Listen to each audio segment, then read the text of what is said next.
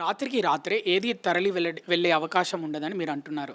కానీ ఇడుపు కాగితం విషయంలో ఈ కాంట్రవర్సీ రోజు రోజుకి పెద్దగవుతుంది.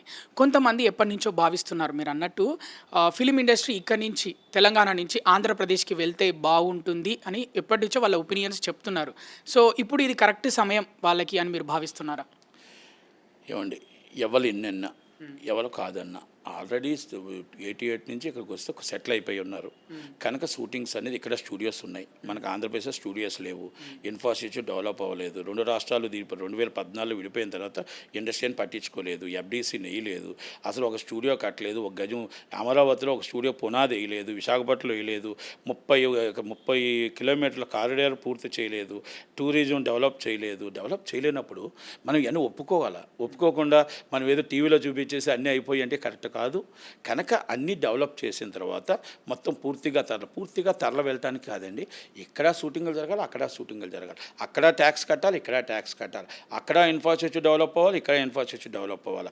అందుకే నేను 30% అన్న, నాట్ ఓన్లీ 50%, 30% రాగలిగితే మనం ఇన్ని లక్షల మంది ఉపాధి కలుగుతుంది. 50% రాగలిగితే ఇంకా ఉపాధి కలుగుతుంది. 100% అనేది నాట్ పాసిబుల్. 100% అనేది విశాఖపట్నంకి ఏం లొకేషన్స్ ఉన్నాయి, తెలంగాణకు అయ్యే ఉన్నాయి. విశాఖపట్నంలో ఆంధ్రప్రదేశ్కి ఎలా ఉందో రామోజీ ఫిల్మ్ సిటీ ఇక్కడ ఉంది, అలాగే అన్నపూర్ణ స్టూడియో, రామానాయుడు స్టూడియో అన్నీ ఉన్నాయి, డిఫరెంట్ లొకేషన్స్ ఉన్నాయి.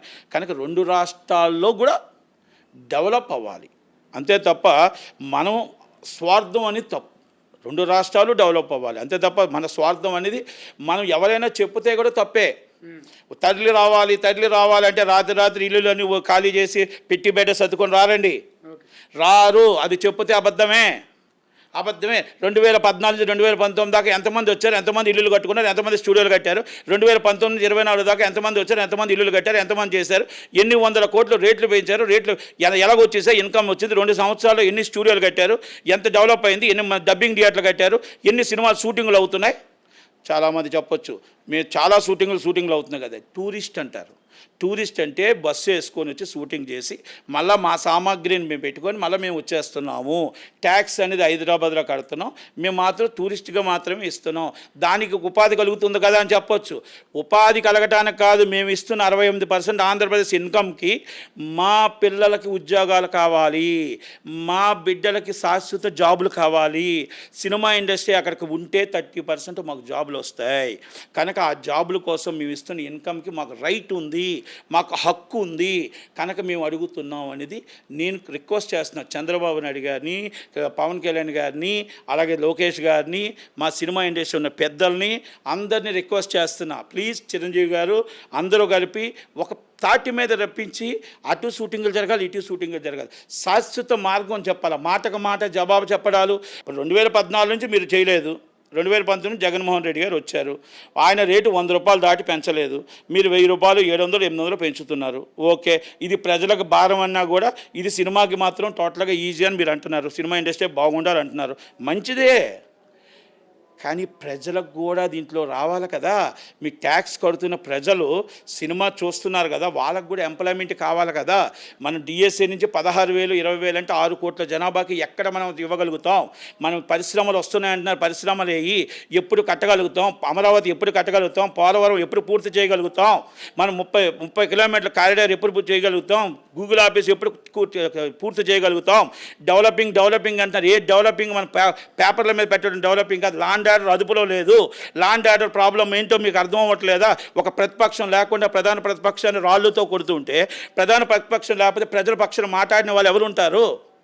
ఇవన్నీ కూడా నేనేమడుగుతున్నానంటే, ప్రజల పక్షాన ప్రతిపక్షం ఉంటుంది, అధికార పక్షాన్ని ప్రశ్నించే వాళ్ళు ఉంటారు. నేను ప్రజల పక్షం అనుకోండి, మీ పక్షం అనుకోండి, ఏ పక్షమైనా అనుకోండి, కానీ నేను ప్రజల పక్షాన నేను మాట్లాడుతున్న మాటలు నిజమా కాదని ప్రజలు నిర్ణయిస్తారు. అది నేను అడుగుతుంది. ఒక నిర్మాత, నేను ఈజ్ ఎ పొలిటికల్ లీడర్. నేను విశాఖపట్నం వాసిగా నా ప్రజల మనోభావాలు దెబ్బతినకుండా, నా ప్రజల మనోభావాలకు నాకు అక్కడ మేము ఇస్తున్న ఇన్కమ్కి మాకు జాబ్ కావాలని అడిగే రైట్ నాకుంది కాబట్టి నేను అడుగుతున్నాను. అలాగే సార్, టికెట్ల రేట్లు పెంచడం వల్ల కూడా థియేటర్స్కి పెద్ద ఎత్తున ప్రేక్షకులు రావట్లేదు అని మీరు భావిస్తున్నారా? సినిమా రేట్లు పెరగడం వల్ల సినిమా బాగుంటే రేట్ల కోసం ఆలోచించట్లేదు. అంటే పెద్ద సినిమాలు కొన్ని తప్పని పరిస్థితులు ఉన్నాయి. ఎందుకంటే పాన్ ఇండియా మూవీ అంటున్నారు. పాన్ ఇండియా మూవీకి బడ్జెట్ పెరుగుతుంది. పెరగడం వల్ల రేట్లు పెంచక తప్పదు.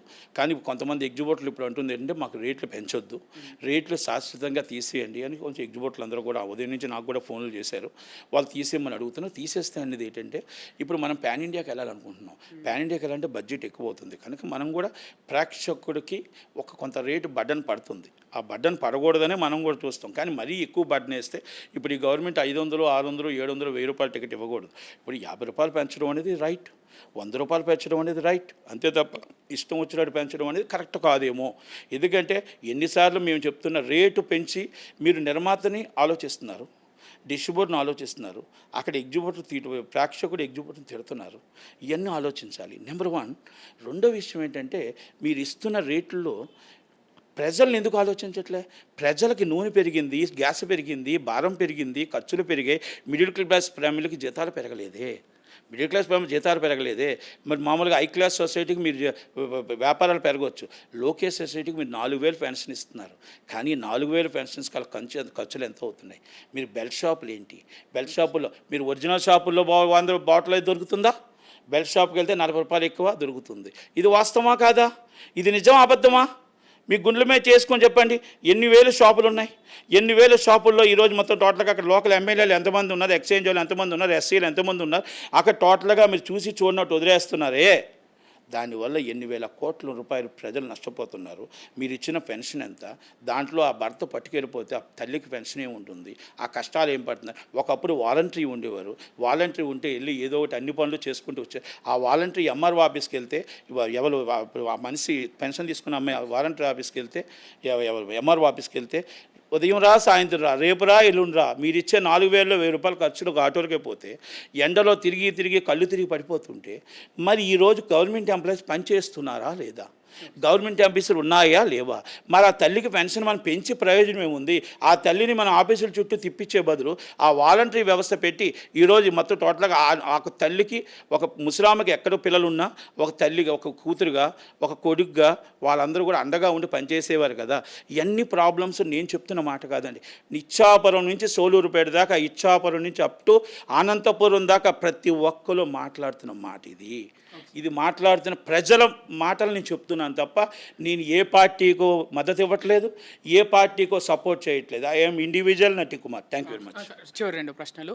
ఇక ఈ ఇడుపు కాగితం విషయంలో ఎలాంటి ముగింపు రావాలని మీరు కోరుకుంటున్నారు? అంటే ఈ వివాదానికి, అలాగే తెలంగాణ, ఆంధ్రకు సంబంధించిన సినిమా ప్రేక్షకులకు మీరు ఏం చెప్పాలనుకుంటున్నారు? ఈ 2 ప్రశ్నలకు సమాధానం చెప్పండి. ఏమండి, ముగింపు అంటూ ఉండదు. వాళ్ళ భాషని, యాసని గౌరవించాలి. మనం సినిమా బాగుంటే చూడండి, బాగాలేకపోతే చూడడం మానేస్తారు. అంతే తప్ప the content is valuable. Content బాగుంటే చూస్తారు. రెండోది ఎవరినైనా మనం గౌరవించాలి. గౌరవించడం అనేది ఎవరిని మనం ఇచ్చిపుచ్చుకోవడంలోనే ఉంటుంది. బాగున్నారా అంటే బాగున్నాము అంటారు. అంతే తప్ప మనం కానీ ఏమైనా మాట్లాడితే వాళ్ళు అలాగే మాట్లాడతారు. అందుకే తెలుగు రాష్ట్రాలు 2 అన్నదమ్ములుగా కలిసి ఉండాలి. యాస భాష అందరినీ మనం గౌరవించుకోవాలి. కనుక ఇరుపు కాగితం అనేది వాళ్ళ భాషను మనం గౌరవిస్తూ, భావనను గౌరవిస్తూ మనం ఈ సినిమా రిలీజ్కి ఎవరు నచ్చితే వాళ్ళు చూడండి. అంతే తప్ప డిస్ప్యూట్స్ వద్దు. అలాగే ఇంకొకటి, తెలుగు రాష్ట్రాల్లో అందరం కలిసి ఉండాలి, అన్నదమ్ములుగా ఉండాలి. సినిమా ఇండస్ట్రీ ఎప్పుడు విడిపోదు. తెలుగు రాష్ట్రాల్లో మళ్ళా చెప్తున్నాను, ఇక్కడ కొంత షూటింగ్ చేయాలి, అక్కడ కొంత షూటింగ్ చేయాలి. రాత్రి తరలి వెళ్ళడం అనేది జరగని పని. ఈరోజు చెప్పాను, నేను ఆ రోజు చెప్పాను. ఆ రోజు శ్రీకృష్ణ కమిషన్లో కూడా నేను అదే చెప్పాను. కమిషన్లో కూడా ఎక్కడెక్కడ రావాలి, ఎలా డెవలప్ అవ్వాలి, ఎలా రావాలి, ఎలా కమిటీ రావాలని చెప్పాను. ఓకే, కరెక్ట్గా చెప్పిన వాళ్ళకి, కరెక్ట్గా మాట్లాడిన వాళ్ళకి ఈరోజు స్వార్థం పనులు అంటే ఏమంటారంటే డాక్టర్ చదివిన వాళ్ళు, కరెక్ట్గా చదివిన వాళ్ళకి డాక్టర్ రాదన్నట్టు మేము కరెక్ట్గా మాట్లాడిన వాళ్ళకి ఏంటంటే పక్కన పెడతారు. ఇది పొలిటికల్గా ఏంటంటే ఎవరి పార్టీల్లో వాళ్ళు ఉంటారు కాబట్టి వాళ్ళు పొలిటికల్గా ఉంటారు. ఇప్పుడు మనం రాష్ట్రం బాగుండాలని కోరుకుంటాం, దేశం బాగుండాలని కోరుకుంటాం, ఇండస్ట్రీ బాగుండాలని కోరుకుంటాం. 10 మంది బాగుంటేనే ఇండస్ట్రీ ఉంటుంది. అలాగే ఇండస్ట్రీ అందరం బాగుండాలి. 2 రాష్ట్రాల్లో ఇండస్ట్రీ ఉండాలి. 30% షూటింగ్ అక్కడ జరిగితే దప్పదప్పాల షూటింగ్ జరుగుతుంటాయి. ఎందుకంటే రాత్రి 100% షూటింగ్ అనేది ఎక్కడా జరగదు. ఇంకొక ప్రశ్న సార్, ఈ విషయం పైన, ఇడుపు కాగితం వివాదం పైన ఎక్కువగా బయటి వాళ్ళే మాట్లాడుతున్నారు. సినిమా ఇండస్ట్రీ నుంచి అసలు ఎవరు పట్టించుకోవట్లేదు, వాళ్ళ పనులు వాళ్ళే చేసుకుంటున్నారు. బయటి వాళ్ళే ఈ వివాదాన్ని ఇంకా ఎక్కువ చేసే ప్రయత్నం చేస్తున్నారు అని మీరు అనుకుంటున్నారా? సినిమా ఇండస్ట్రీలో ఇదే కాదు, ఏది మాట్లాడరు. వాళ్ళు ఏది మాట్లాడినా భయమే, అందుకని ఏది మాట్లాడరు. సినిమా ఇండస్ట్రీలో ఏ దానికి మాట్లాడరు. సినిమా ఇండస్ట్రీలో ఏది కూడా ధైర్యంగా ఎదుర్కొంటూ మాట్లాడే ధైర్యం లేదు, మాట్లాడలేరు, మాట్లాడబోరు కూడా. కనుక పెద్ద బయట వాళ్ళు మాట్లాడుతున్నారంటే బయట వాళ్ళు ఏంటంటే కొంతమంది మాలాంటి వాళ్ళందరూ కూడా ఈ రైట్ కరెక్ట్గా రైటా కాదా అనేది మాట్లాడాలి, మాట్లాడుతాం. ఓకే, కొంతమందికి మనకు నేను మాట్లాడిన మాటలు వ్యతిరేకత ఉండొచ్చు, నేను మాట్లాడిన మాటలు కరెక్ట్ అనుకోవచ్చు. కానీ ఏది ఏమైనా న్యాయం గెలుస్తుంది, చట్టం గెలుస్తుంది. కనుక ఏది ఏమైనా ఆంధ్రప్రదేశ్ బాగుండాలి, అమరావతి పూర్తవ్వాలి, పోలవరం పూర్తవ్వాలి, విశాఖపట్నం టూరిజం అవ్వాలి, స్టూడియోలు కట్టాలి. ఈ 3 సంవత్సరాలు 29 కల్లా అన్నీ కట్టాలి. కనుక అన్నీ రావాలి, అన్నీ ఓపెన్ అయిపోవాలి అని కోరుకుందాం. Thank you very much.